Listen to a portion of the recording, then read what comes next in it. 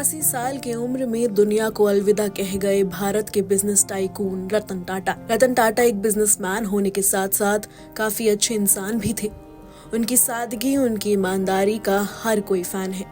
लेकिन 26/11 के मुंबई आतंकी हमले में जो रतन टाटा ने किया वो हर किसी के बस की बात नहीं है। 26/11 का मुंबई आतंकी हमला तो हर किसी को याद होगा। 26 नवंबर 2008 की मनहूस शाम देश की आर्थिक राजधानी कहे जाने वाली मुंबई पर पाकिस्तान से आए 10 आतंकियों ने हमला कर दिया। हमला क्या किया, एक तरह से पूरे शहर को बंधक बना लिया था।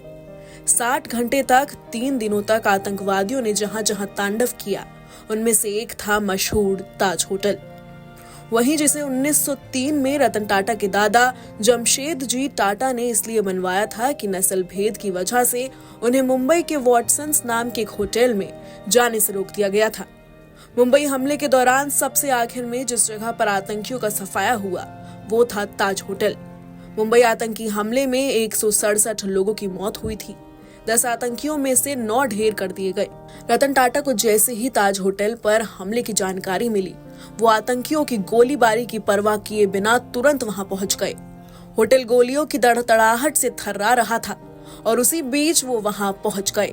सिर्फ पहुंचे ही नहीं, 3 दिन और 3 रात तक वहां डटे रहे। उस वक्त होटल में स्टाफ के अलावा करीब 300 गेस्ट थे। उन्होंने ये सुनिश्चित करने की भरपूर कोशिश की कि सभी सुरक्षित रहें।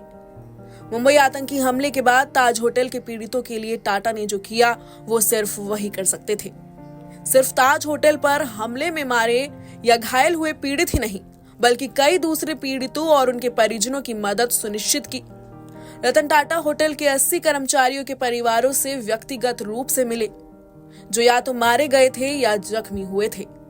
ऐसे कर्मचारी जिनके परिजन मुंबई से बाहर रहते थे, उन्हें टाटा ने मुंबई बुलवाया और ध्यान रखा कि उनका मेंटल हेल्थ प्रभावित ना हो।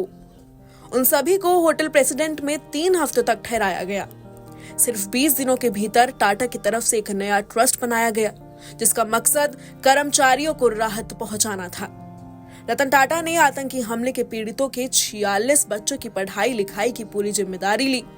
मारे गए हर कर्मचारी के परिवार को 36 लाख से लेकर 85 लाख रुपए तक का मुआवजा सुनिश्चित किया। इतना ही नहीं, मारे गए कर्मचारियों के परिवारों के एक सदस्य को आजीवन हर महीने उतने पैसे देने की व्यवस्था की जितनी कि कर्मचारी की लास्ट सैलरी थी। सिर्फ ताज होटल के कर्मचारियों की नहीं, बल्कि आतंकी हमले के पीड़ित रेलवे कर्मचारियों, पुलिस स्टाफ, वहां से गुजर रहे राहगीरों जैसे दूसरे लोगों को भी मुआवजा दिया।